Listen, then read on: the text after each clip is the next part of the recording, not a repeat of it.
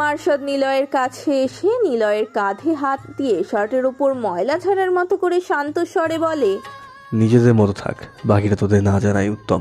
সাগরকে বলে দিবি মার্শাদকে বিপির পদ থেকে স্বেচ্ছায় সরে যেতে শুনে এত খুশি হওয়ার কিছু নেই। মার্শাদের প্রতিচ্ছবি এখনও আছে, নিজের ভাগ্যের কথা ভাব তোরা। নিলয় ওর সাথের ছেলেদের নিয়ে রাগে ফুঁসতে ফুঁসতে চলে যায়। মার্শাদ গিয়ে আদিরার সামনে দাঁড়িয়ে রুক্ষ স্বরে বলে ওঠে, এত অবলার মতো চুপচাপ থাকো কেন তুমি? এত ভীতু কেন তুমি? নিজের সেফটির ব্যাপারে কোনো হুঁশ জ্ঞান নেই তোমার? ছেলেগুলো কিছু বাজে মন্তব্য করলো আর তুমি কাঁদা শুরু করলে।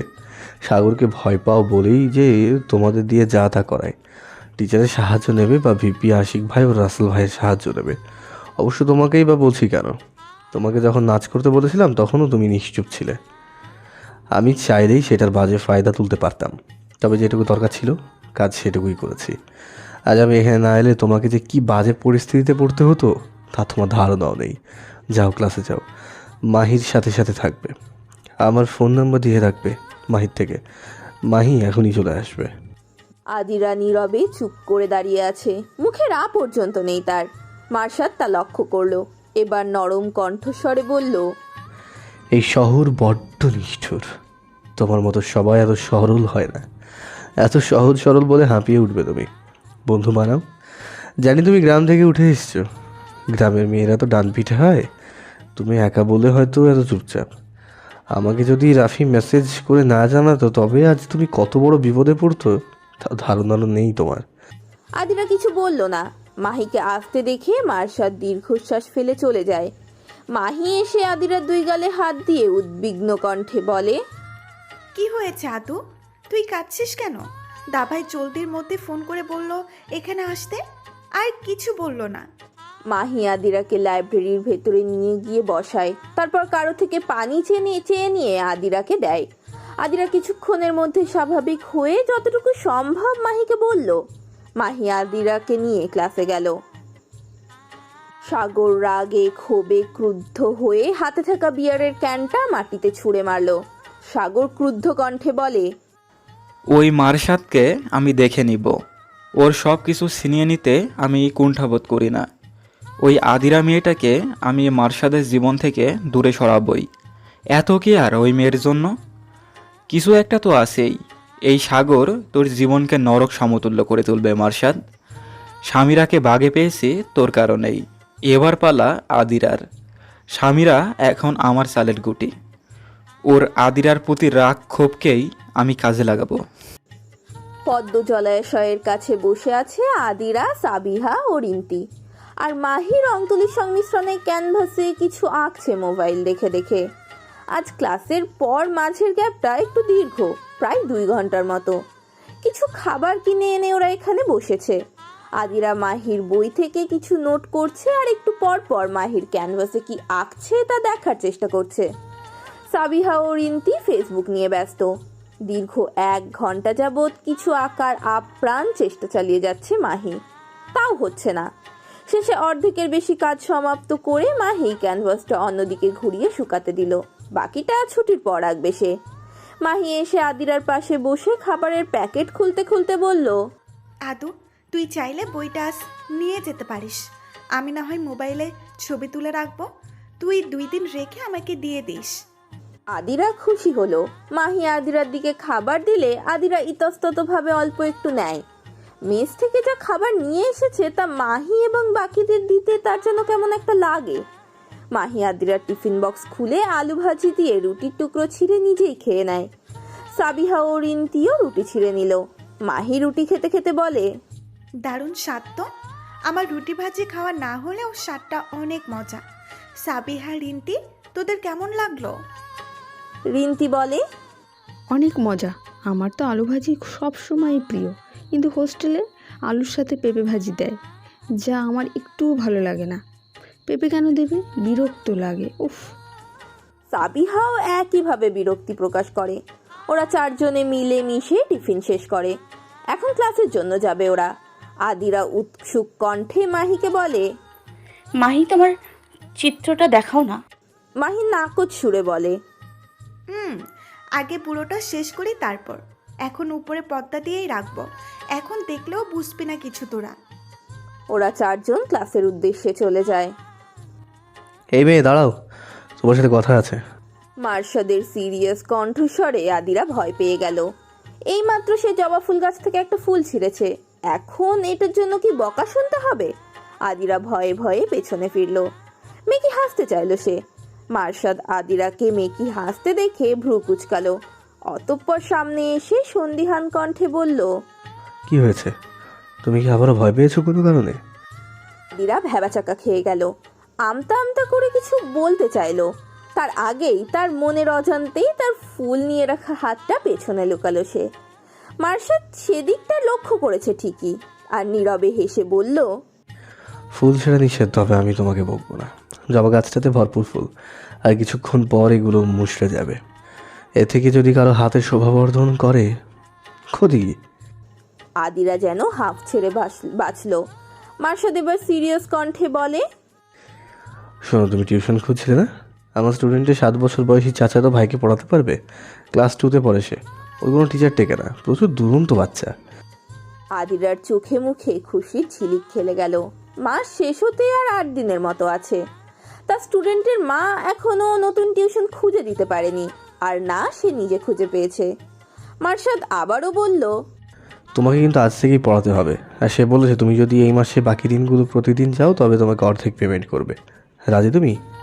আদিরা রাজি হয়ে যায়। খারাপ কি? তার ভাগ্য সুপ্রসন্ন বলেই তো টিউশনগুলো পেয়ে যাচ্ছে সে। মার্শাদ বলে, তাহলে সন্ধ্যার পর তোমাকে আমি রিসিভ করতে আসবো, তোমার মেসে বলে রাখবে। আদিরা চোখ মুখে বিমর্ষতা ফুটে উঠল। আদিরা বলল, সন্ধ্যার পর? সকালে হলে হয় না? মার্শাদ লম্বা শ্বাস ফেলে বলে, না না, বাচ্চাটা সকালে একটু বেশি সময় ঘুমোয়, আর দুষ্টু বাচ্চা তো রাতেই পড়বে। চিন্তা করো না, পরের মাসে 3 দিন রাতে পড়াবে, আর শুক্রবার দিনে পড়িও। রাতে যেদিন পড়াবে সেদিন আমার সাথে দিন মিলিয়ে নিও, যাতে যাতায়াত প্রবলেম না হয়। এই 7-8 দিনই সমস্যা হবে তোমার। আদিরা মিনমিন স্বরে বলল, আপনার সাথেই তো যেতে চাই না। মার্শাদ শুনল, তাও ভ্রু উঁচিয়ে জিজ্ঞেস করলো। কিছু বললে?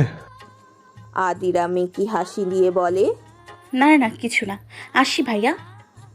আদিরা মুখে না বললেও মনে মনে আদিরা ভাবে, পরের মাস থেকে দেখি বলে কয়ে দিনের বেলা আসতে পারি কিনা।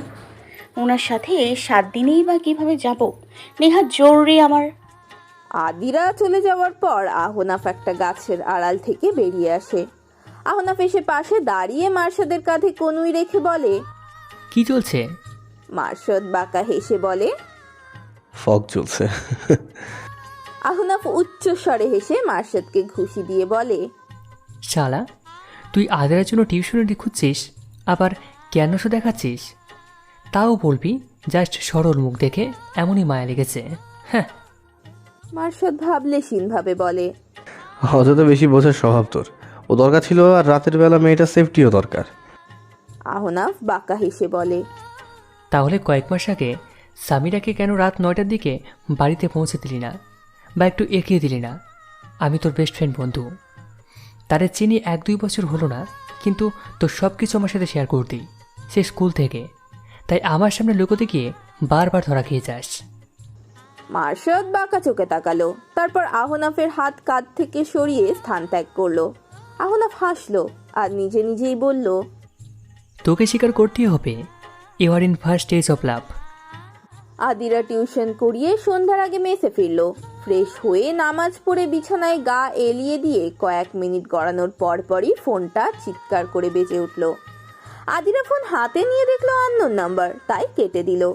কিছুক্ষণ পর আবারও ফোনটা বেজে উঠল। আদিরা এবারও রিসিভ করলো না। মোট 4 বার ফোন আসার পর 5ম বারে টেক্সট আসলো, ফোন রিসিভ করছো না কেন? এখনই রিসিভ করবে। মার্শাদ। আদিরা বেকুব বনে গেল। লোকটা তার ফোন নম্বর কোথায় পেল? এই প্রশ্ন তার মস্তিষ্কে ঘুরপাক খাচ্ছে।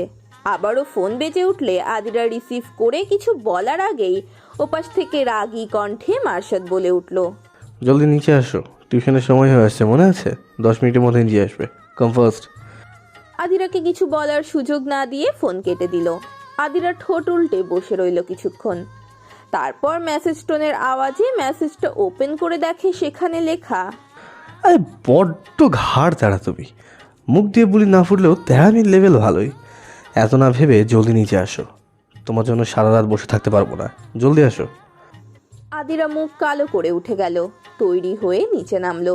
মার্শাদ রিক্সাতে বসে আছে, আদিরার জন্য পেছনে আর একটা রিক্সা।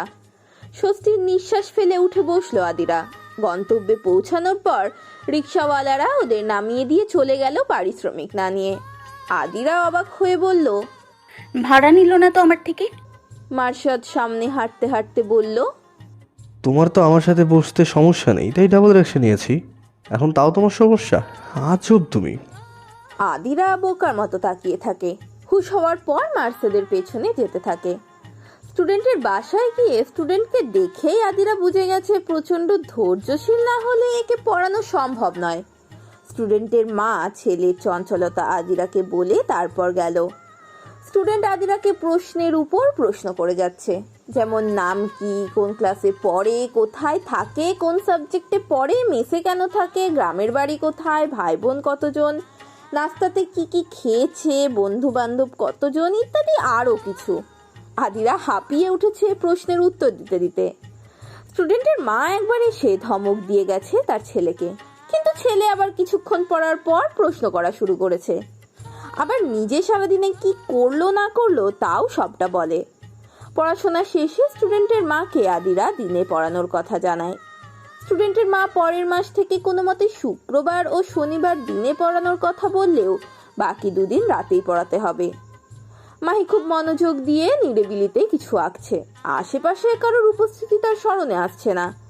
আদিরা মাহির পেছনে দাঁড়িয়ে চিত্রটা খুব ভালো করে লক্ষ্য করে বলে, চেনা চেনা লাগছে চিত্রর মানুষটাকে।